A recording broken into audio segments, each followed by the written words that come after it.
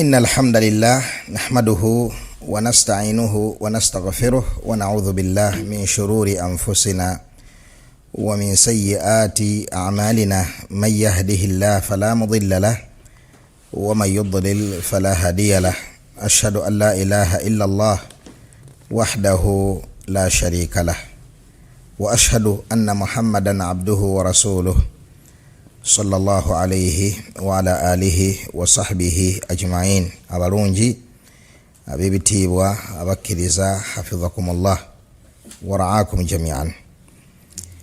Tugenda mu maaso ne risala eno hadhihi da'watuna wa aqidatuna. Eno dawa yaffe, eno ya aqida yaffe. Muntu ayinza okwebuuza ekibuuzo, mal munasaba, lwaki twasazeewo okusoma risala eno min alhadirina wassami'in? Muntu ayinza okwebuuza ekibuuzo ekyo mu batudde wano n'abatuwuliriza, lwaki twasazeewo okusoma risala eno? Omusiraamu ali eyo abeere nga amanya daawa yaffe yeriwa eddiini gye tukowolirako abantu yeriwa, so si eddiini bannabbidaa gye bamunnyonnyola gye tuliko, wabula awulya daawa yaffe ng'agijja mu kamwa kaffe. Kitegerekeka? Yabna alkirami ala tadinu fatubsira ma qad haddathuka fama ra'i kaman sami'a. Wetuukireyo weewulirireko weerabireko, fama ra'i kaman sami'a. Eerabiddeko tafaanana nga awulidde obuki? Obuwulizi.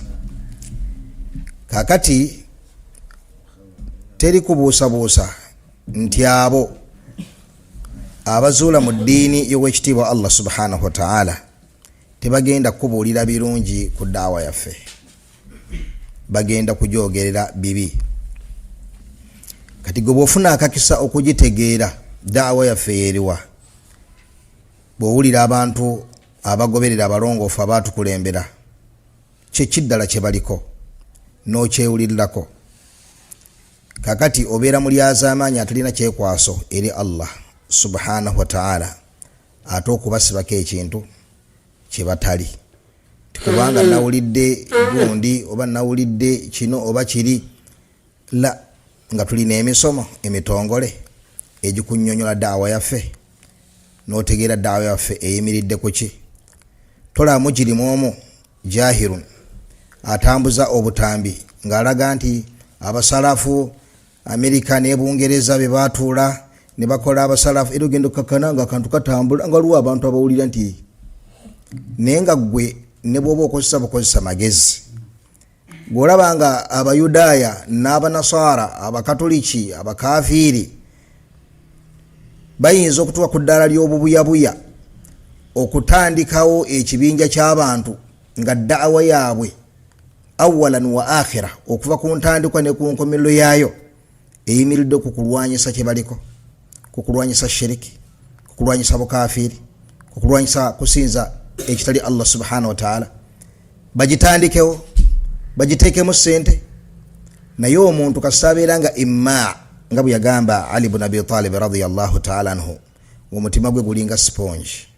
Naam, buli kyoyiwako kiyingira, buli kyoyiwako kikola kitya?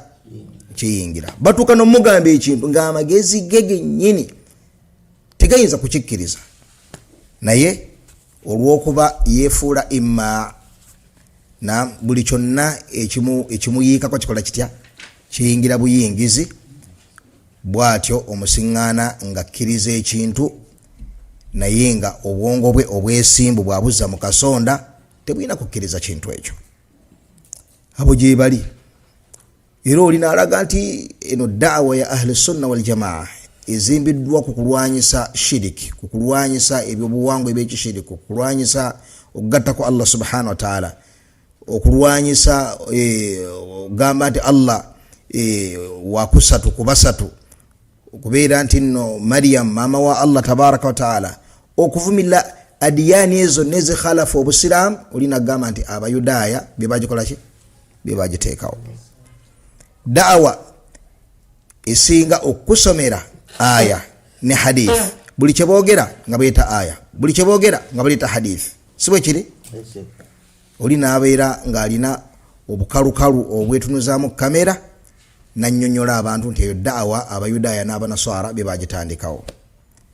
Wa aqbahu min dhalik, n'ekyewunyisa okusingako awo be bantu ng'ekyo amagezi tekiyingirayo, mbagamba nti ayi omusajja ebintu abinnyonnyodde, omusajja gayagala okutegeera ensonga, wuliriza gundi oli eyakuuka mu kukola sabbuuni yaba kutegeerera eddiini y'owekitiibwa Allah tabaraka wa taala, waliyadhu billah. Kale da'wa eno abalungi ab'ebitiibwa abakkiriza nga bw'ogiwulidde kuvya ddala ku ntandikwa ezimbirwa kwawula Allah tabaraka wa taala, ezimbirwa goberera mbaka Muhammadi sallallahu alaihi wasallam, ezimbirwa kutenda Allah subhanahu wa ta'ala n'amatendo ge amalungi, n'amannya ge amalungi n'amatendo ge amajjuvu, ezimbirwa kubeera nga omusiraamu takaafuwazibwa. Lwaleero buli muntu yenna afunamu embaliga n'ebitege mu da'wa ye, mu nkowoola ye, kagambibwako ngadduka emisindi ng'agenda kanaala waggulu abantu bamulengerera abo bankaafuwaza, abo kukaafuwaza ne bw'onoonya emashariki ne magharibi ne mu ttaka ne mu bire toyinza kusangayo omuntu yenna yagambye nti muki mukafiiri. Naye okunoonya sympathy ne awatifu z'abajahala abatategeera ddiini ayina kweyambaza ekyo. Buli yenna agambibwako ku ddiini nga yambala ekooti y'okumukaafuwaza, buli yenna agambibwako ku ddiini kyafuuka kiddukiro ky'aboonoonyi, bankaafuwaza. Ekyo nno bw'oba owuliriza emisomo gino n'owulira ensonga nga gye twannyonnyodde mu misomo esatu egikulembedde emabega, wala nukaffiru musliman bidhambin, netuuka n'okugamba nti omusajja alabika ekifaananyi ky'abalaasi, naam ali mu mbeera nga amazima tesanyusa n'akamu n'akeddagala, onoonya obusiraamu bwe kungulu tobulaba, naye nga akyeyita musiraamu, alina erinnya ly'ekisiraamu, era nga tunoonya ekigambo kye tugenda okuyimirirako mu bwesimbu eri Allah, tugambe nti twamusanze mu ssabo, yazimba essabo, twamulira avuma Allah, twakola tutya, nga tetukiraba ne tugamba tusigala tetumukaafuwazizza, ali ku ddala ekola litya erifaananako bwe lutyo. Kati ogamba otya ntukaafuwaza abasiraamu? Waman haula, ate era mu ngeri y'emu kiri mu da'wa yaffe, nukaffiru man kaffarahu Allah subhanahu wa ta'ala, tukaafuwaza oyo Allah gwe yakola ki, gwe yakaafuwaza. Ngaani ng'agamba nti Ali ye nannyini buki, ye nannyini bubaka omutuufu, wabula khana al amin. Bwete bagamba abashiya bamaliriza esswala bakuba ku mavivi emirundi emeka? Esatu. Khana al amin, yakumpanya omwesigwa, laba obuyabuya, laba eddaali obuyabuya. Khana yakumpanya al amin, lwaki? Anti Allah yagamba nazala bihi ruhu al amin. Kati yo aya ebesimbye mu maaso tabalina kyakugikolera, kyava bamunywezawo nti mwesigwa, naye ku luno yali azamanya nazala bihi ruhu al amin, yaleeta obubaka yo malaika Jibrilu omwesigwa. Khana al amin. Oyo gatuga nti hadha kafirun, oyo mukafiri ataliko kabuusabuusa konna. Limadha? Olw'ensonga tuli mugoberera obubaka obuli ku mubaka atali mutuufu, atali ye Allah gwayagala. Tuli mugoberera omubaka yafuna obubaka mu ngeri ey'ekimpatiira. Naam, ekyo kimu. Ekyokubiri, tuli mu kusinza Allah atalina irimu emusobozesa kumanya mu myaka 23 kutebuka. Kale wakiri okutebuka, naam, bulijjo ebintu mbiweereza gundi, kumba ono gibulirwa bigwa gundi, oyo nga ye Allah gwe tusinza. Kufurun wadih, bukafiri obuki obulikiriya obulungi. Nga naawe oweereza ebintu n'obeerungereza n'oweereza ekampa n'oweereza mu mwaka ogwokubiri, bulijjo omusajja gwempeereza ebintu byange tebimutuuka, bulijjo si bwe kiri, ng'oli Bungereza tosobodde kwejjira. Ate Allamul Ghuyub ow'ekitiibwa Allah subhanahu wa ta'ala, oyo n'akaafuwazibwa mu mazima mu bwenkanya, era agaana okulaba obukafiiri bwe n'abeera kafirun haqqa, mukafiiri mu mazima. Lwaki? Ogana okulaba obukafiri obwo bujulizi bwa butategeera Allah subhanahu wa ta'ala n'okumugulumiza. Gwe kenyini nyina bakkiriza ekintu ekinola nti abo basiraamu. Kadhalika sahaba mbaka Muhammadi sallallahu alaihi wasallam. Okubeera nga abashia babalamulako nti baki bakafiri. Ng'eddiini eno gye tulina abagitutuusaako bakafiri tetusobola kubeera nga amazima tuli ku bulungamu ng'abatuusaako obulungamu bakafiri. Ekyokubiri, bw'abeera nga nabbi yennyini yalemererwa okusomesa abantu obusiraamu babeera basiraamu. Naam, kati ate ffe ani agenda tusomesa tubeere basiraamu nga nnyini wahayi yalemererwa okusomesa abayizi be ne babeera basiraamu bali ku busiraamu. Kitegereka n'ebirala bingi ebifaanaganako bwe bityo. N'olwekyo bwe tulaba ayina essabo, bwe tulaba akola ki, tetunuulira ku layers za sigida yokakongovule nti ayina endiba nnya, sigida yokakongovule ayina endiba nnya. Ffe tunula alina essabo nti oyo awedde si musiraamu, si musiraamu. Zino sigida ziba tezikyakola makulu kubanga obusiraamu tubumanyi nti buzimbiddwa ku tawhid. Oyo talina tawhid. Kitegereka? Bw'owulira nti waliwo twali tugambye nti mukafiri nga zindiiku omu, gwiddayo otunula lwaki twagamba nti mukafiri. Naam, ne bagamba nga bamusomedde aya nti ow'ekitiibwa Allah subhanahu wa ta'ala yagamba mu Qur'an, takadu samawatu yatafattarna minhu wa tanshaqqu al-ard wa takhiru al-jibalu hadda an da'u lirrahmani walada. Eggulu lijjula kweyuza, ensozi zijjula kubetenteka olw'okubeera nga bagambye nti Allah alina ki omwana. Neewuubira mu kitebe lyali liyuliseeko nga mwenna mulaba. Naam, n'osigala ng'ogamba nti oyo musiraamu era abagambye nti si musiraamu bali azaamaanya, oba tewategeera ddiini, oba toyina bujja ku ddiini yo, oba toyina kugulumiza kwonna ku ddiini ng'ate abyogera sinti jahiru wabula alqaabu ezimutikiddwa zimanyiddwa dokituru n'ebireefaanako bwe bityo. N'olwekyo obusiraamu bulimu kaafuwaza mu mazima, ng'okaafuwaza mu mazima kwe kukaafuwaza omuntu eyeebagadde ebintu ebikaafuwaza n'atunuulirwa nga talina excuse emusonyesa. Kitegereka? Ekyo nno nga kya mugaso gy'oli okubeera ng'otegeera ensalo z'eddiini yo, otegeera eddiini yennyini Nabbi sallallahu alayhi wa sallam gyakola atya. Gwe tulaba ne baalooya banyiiga ne bagoba omuntu mu bwalooya, tolabanga n'abalamuzi ne bagoba omuntu ne bamugjaku layisinsi ne bamuwummuza. Osiŋŋaana abapoliisi balina gwe bagoba mu bwapoliisi ono nedda okusinza takyalina bisayizo bimufula waki wa poliisi n'abebyobulamu wahakadha. Gw'osuubira obusiraamu bwe buli awo obuli ku accommodatinga buli kintu kyonna. Nedda munnange, waliwo ababufulumamu ate waliwo ababubeeramu ng'embeera yabwe enyamiza nnyo naye nga tokkiriza okugamba nti si basiraamu. Kale bannaye mu bufunze nga ziyeewo awo olw'obukulu bw'ensonga mutegeere da'awa kwe tusinziira nga tubakoowoola eri Allah subhanahu wa ta'ala. Da'awa eyo ezimbiddwa ku misingi ki? Bwe bukulu bw'emisomo egifaanaganako bwe giti. Kati agamba rahimahullah, tugenda ku masala ga kumeka 12. Agamba nu'minu bi anna al-Qur'ana kalamullah غير مخلوق. نعم تفضل يا شيخ. أقام الشيخ وفي مقبل رحمه الله تعالى نتيرا من ذكر في إلى دعوة جتكولا من ذكر في تكريزا القرآن يتمنى بلونجي كلام الله بجانب بيا الله سبحانه وتعالى إبيا مزما إريب يبين كنيا غير مخلوق سبتونde. Qur'an ekitiibwa gyemanyi obulungi etusomera enkya n'eggulo, bigambo bya Allah nga bya mazima era nga bijjudde obwenkanya, si kitonde. Naam, olw'ensonga la ya'ti min al-khaliqi makhluqun, omutonzi tavaamu kitonde. Kassa Qur'ani ebeera nga kalamullah, nga bigambo byani, nga bigambo bya Allah subhanahu wa ta'ala, kitegeeza nti sifa kitendo kyanyini bigambo ebyo.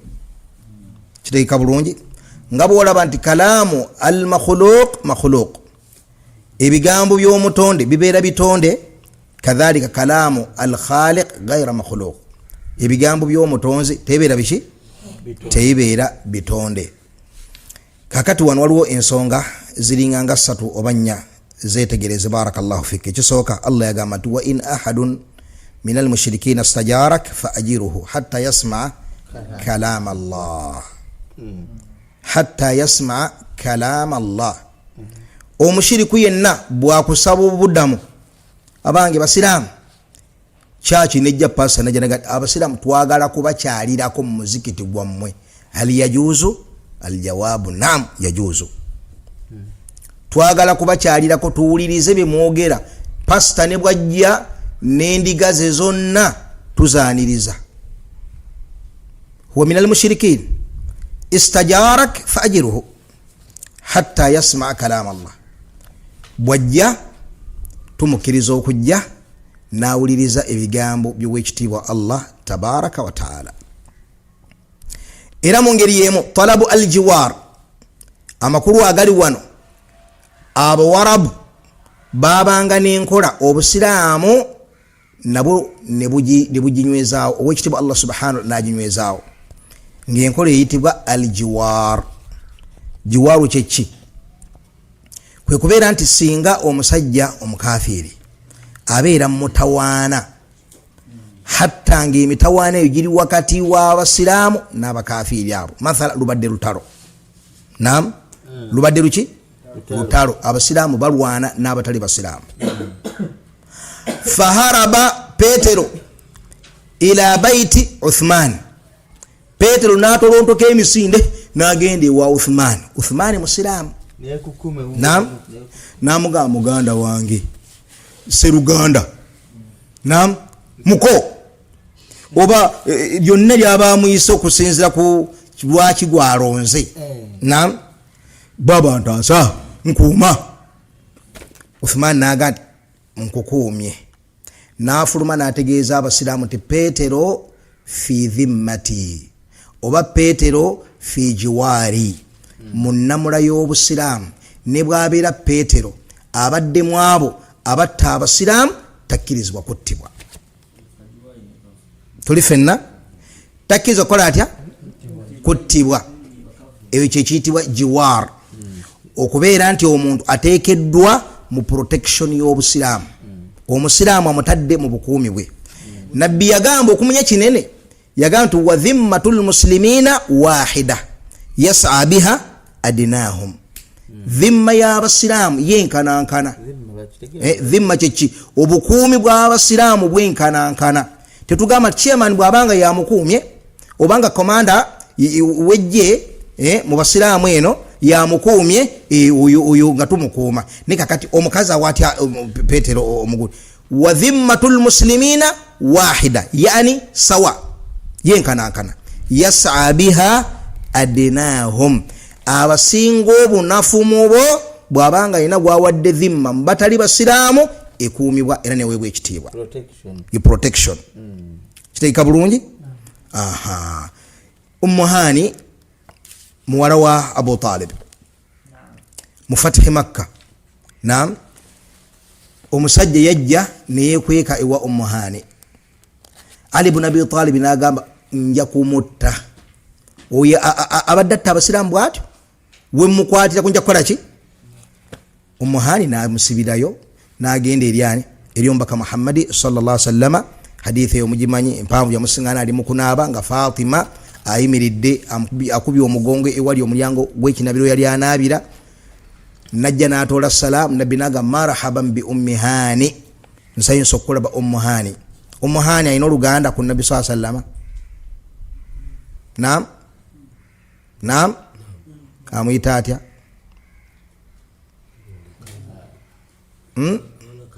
Ibnatu Abi Talib, Ummu Hani muwala wa Abu Talib.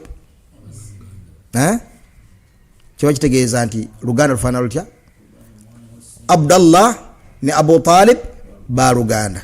Naam, kitegeeza nti ono mwana wani wa taata omuto, muwala wa taata omuto. Kireka bulungi. Nambwa marhaban bi ummi Hani, kyava mugamba nti Ali mpadde fulani adhimma, ne Ali ali wali Yesu anta agantu wamukwatirako. Nabi namugamba nti qad ajarna man ajarti ya umma Hani, tukumye oyo gwe kumye owange gwani, owange gwe umma Hani. Hatta walau kana abdan, ne bwabera nga amwade protection muki muddu. Kireka bulungi. Baulama ni bakhtalafa ku majnun ne sabi mu basilamu ila hadhihi daraja, ne batuka n'okwawukana ku majnun atayina muki magezi ne sabi olw'okunyweza kubanga nabbi kati yas'a biha adinahum, kati adinahum abaffe asimba y'okuba wa wansi mubo kitwaliramu n'omwana omuto, kitwaliramu n'omulalu. Kitegereka ekyo namula yaki ya busilamu. Kati ejuwa twekonyeko bwekonye wabula tubadde ku nsonga egamba wa in ahadun minal mushrikina stajarak fa ajirhu hatta yasma kalam Allah. Naam, bwabanga anonyeza protection mu abasilamu mujimuwe abere nga afuna tamakkuni yokuliza ebigambo bya Allah tabaraka wa taala. Kitwagadde wano ng'obujulizi hatta yasma madha kalam Allah, ebigambo by'owekitiibwa Allah tabaraka wa taala. Kakati bw'osingana Ash'ari bano ba Ashaira yenanga yesansabaga oba Mu'tazili oba Jahami gati tetuyinza gati Allah ayogera, tetuyinza gamba nti Allah akola ayogera. Kati eyo aya oba ogenda gikola otya? Eyo aya oba ogenda kugikola otya? Hatta yasma kalam Allah, awulize ebigambo byani bya Allah tabaraka wa taala. A'udhu bi kalimati llahi at-tammat min sharri ma khalaq. Nabi sallallahu alayhi wasallam atusomesa dhikiri eyo, a'udhu bi kalimati llahi, ya nabbi tiyesisemu mugamba ebigambo bya Allah subhanahu wa ta'ala. Owekitiibwa Allah mutonzi waffe atugambye hatta yasma kalam Allah. Naam, wa kallama Allah Musa taklima, Allah yogera ni Musa olwogera. Naam, ayati impitlivu. Naam, wa tammat kalimatu rabbika sidqa wa adila, ezo na adila eziri mu Qur'an nibaziyitako nibafuna entengereze butugamba nti Allah ayogera tubanga abafananyiza n'omuntu. Subhanallah, gwe kaifa tatmainu, gwotebenkera otya okubeera nga osinza omutonzi atayogera?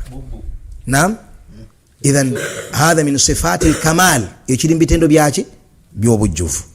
Naam Sheikh, kitusobola okwongerezaako ku kigambo nti mbutuufu Allah fi subhanahu wa ta'ala ayogera, okwogera okutafaanagana kwa biki kwa bitonde. Bwabanga ye mutonzi atasobola kubeera nga ate ebigambo bibeera kiki kitonde mu ngeri yemu. Ate naffe abatonde tetusobola kubeera baki batonzi. Ffe nga abatonde tetusobola kubeera batonzi, wa innama tuli batonde na buli kyonna kye tukola kya buki kya butonde, omuli okwebaka, okwogera kwaffe. Awulidde Qur'an eno gye tusoma bigambo byani bya Allah, yo si kiki si kitonde, naye amaloboozi gaffe bwe tugisomera kye kivula abantu olwokubanga kitonde. Eddoboozi lyange si erya Ibrahim, si erya Luqman, si kubanga tuli batonde abaawukana. Allah nga mu Qur'ani, wallahu khalaqakum wama ta'malun. Allah fu yatutonda na byonna buli kyonna kye tukola tuli batonde. Ate kimanyi nti ekitonde kibeera kikendeevu. Al-kamalu al-mutlaq lillahi subhanahu wa ta'ala, obujjuvu obutaliko kkomo obw'okuntiko obusembayo bwa Allah subhanahu wa ta'ala. Naye ekitonde kyonna kibeera kikendeevu. Abagamba lwaki tweta abasalafu, Imam Ahmad rahimahullah ku mulembe gwe, ensonga eno y'okugamba nti Qur'ani kitonde bwe yatandika bid'a yatandika, agamba twagambanga olubereberye nti Qur'ani bigambo byani bya Allah ne kiggwa.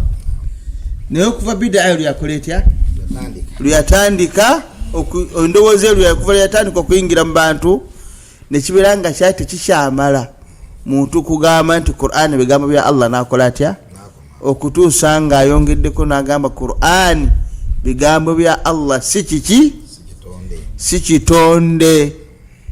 era senga wakuuza Qur'ani kyeki n'ogamba bigambo bya Allah tusigala tubuusabuusa kubanga enzikiriza ffe kyovudola Sheikh akyongeddeko ekyo tekimala kubanga bannabbi abangi bakikola ki bakyekekamu ne tugamba nti olina okugamba Qur'ani bigambo bya Allah kitali kiki kitonde osobola okubeera nga akukakujja mu bannabbi era mu ngeri emu olwaleero abantu bangi abeeyita abasalafu kubanga bangi bekwasa nga nti Allah tutuuma abasiraamu mu Qur'an yatuyita bakkiriza ebusalafu tebiriyo mu Qur'an wadde sunna wadde talina sahaba yayita musalafu tugamba nti olwaleero abeeyita abasiraamu bangi abeeyita abasiraamu bangi naye abasiraamu benjawulo waliwo abasiraamu abakadiyani era baga abasiraamu waliwo abasiraamu abasipidika waliwo abasiraamu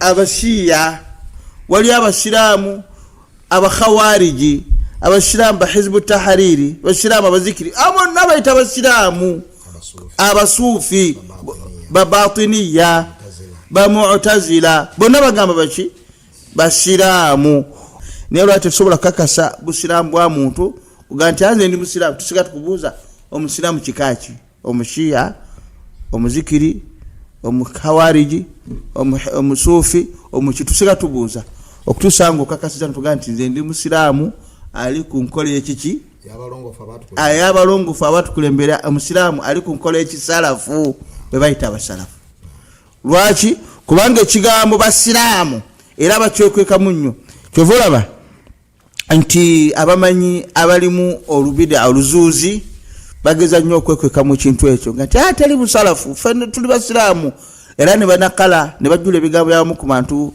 abaali bamanyiddwa nti bazuuzi mu ddiini nga Abdul Hamid Kishki yali omubuuliriza ennyo waidho ya mwatikirivu emisiri n'abalala ne batandika okukozesa ebigambo byabwe naye tugamba nti ebigambo byabwe si hujja ku nsonga eno kubanga naawe okikakasa oba tukikakasa ti abasiraamu kati balimu engeri kiki nyingi naye twagala okumanya oli musiraamu ali ku nkola ki ku nzikiriza ki enzikiriza ekishiya enzikiriza ekikhawariji enzikiriza eyekisuufi musiraamu ki paka tugambe nze ndi omusiraamu omusalafu kati olwokuba nti bigambo bijja ndi musiraamu musalafu tugamba ndi musalafu tubeere nga kikwawula ku basiraamu abasigadde kakati nga tumaliriza ensonga eno barakallahu fikum njagadde tukooneko katono ku masala gano aga alqur'anu kalamullah gayru makhluqin Qur'an bigambo bya Allah tabaraka wa taala sibitonde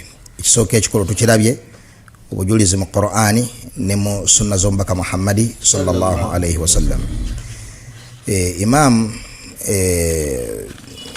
Abu Bakari ibn Abi Daud ibn Sulaiman ibn Abi Daud Sulaiman as-Sajistani alayhi rahmatullah aina abiyati nunji ku nsonga eno waqul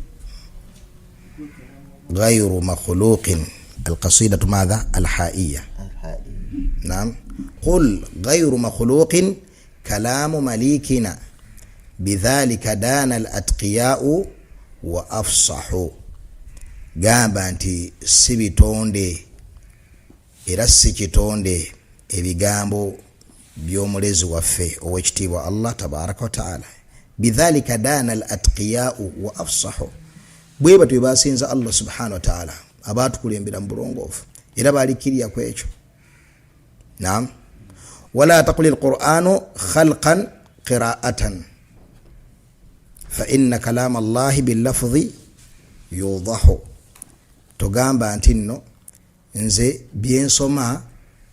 byensoma naam byo bitonde abo be bayitibwa ballafudhiya bagamba batya ballafudhiya Hussein Karabisi yaleta bid'a eyo ku mulembe gwa Imam Ahmad naam Hussein al-Karabisi yaleta bid'a eyo yagamba nti lafdhi bil Qur'an makhluq Qur'ani sichi tonde naye lafdhi bil Qur'an makhluq amoni gamutuukako lafdhi bil Qur'an makhluq kitegeeza ki byenjogera nze byensoma bitonde okusoma kwange Qur'ani okwo kutonde. Imam Ahmad n'agamba huwa mubtadi' oyayogedde ekyo muki munnabida. Limadha olw'ensonga eyo mawqif erekawo madkhal lil batil erekawo obubudamu bw'ensonga enkyamu. Naam, nsonga nkyamu ki ekyo ekigambo kirina saidi ukisobola okutegereza amakulu amatuufu ate kirina saidi ukisobola okutegereza amakulu amaki amakyamu. Lafdhi bil Qur'an makhluq asobola okubeera nga ategeeza almatilu ekyo kyasoma ate kyasoma ye kalamullah byebigambo bya Allah subhanahu wa ta'ala.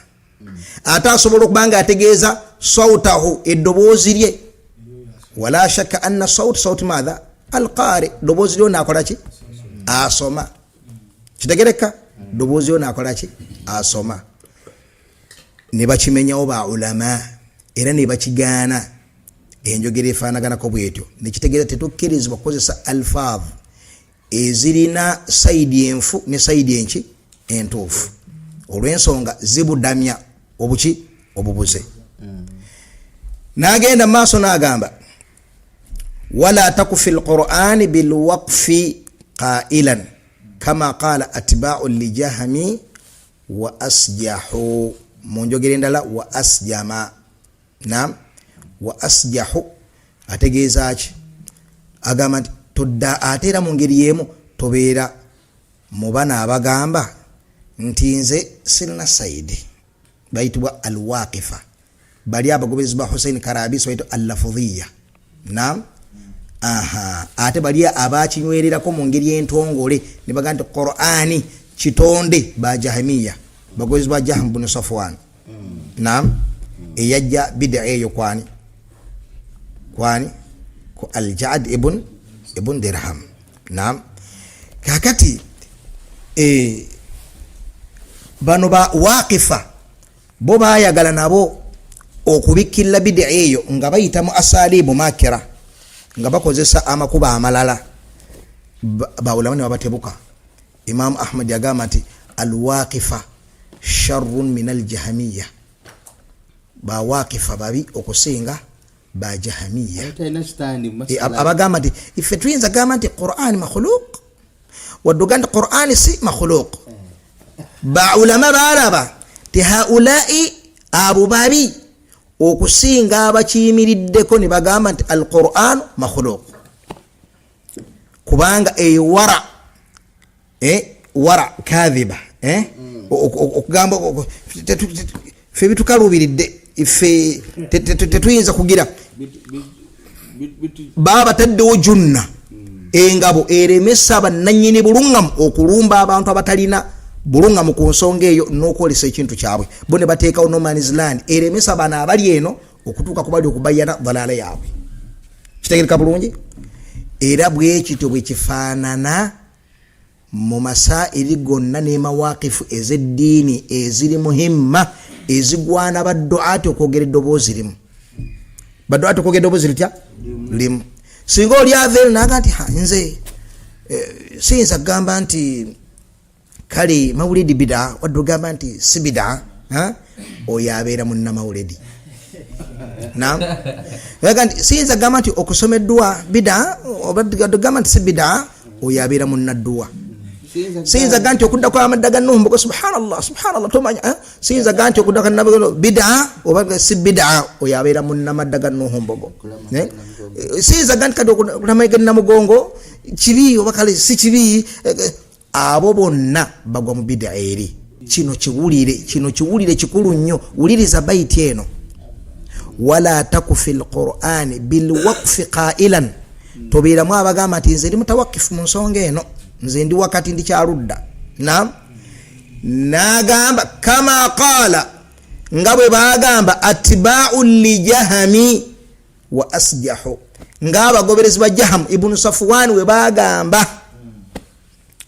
Naam, nga bwe bagamba huliriza ensonga eno bano ba waqifa mawqifu yaabwe si ya Jahm ye jahamu agamba ti alqur'anu nam makhluq agati qur'ani kitonde eyo ye position ya Jaham bin Safwan era ye position ya bajahamiya bano bagandi tetuyinza gamba nti kitonde wadoga kitonde ulira Nadhim Abu Bakr ibn Abi Dawud Sajistani rahimahullah bwe yagamba kama qala tugamba nti nze sina sitandi mu nsonga eno ng'abagoberezi ba Jahami bwe bagamba nakwata ba Waqifa nalaga nti fil haqiqa bagoberezi ba Jaham nam ekyo kye bakola baagala kubikira bidaya Jaham bin Safwan baagala kuteekayo kikono kulemesa bana abamazima okutuuka ku Jaham ibn Safwan abagoberezi be kireka bulungi ekyo nno bwe kiti mu masaili ga aqida amanene gonna buli Waqif nze gundi abeera mugoberezi w'abannabida abo abali ku saidi ya bida ekwagambidde nti yetalina stand mu bida eyo kireka bulungi وفق الله الجميع لما يحبه ويرضاه والحمد لله رب العالمين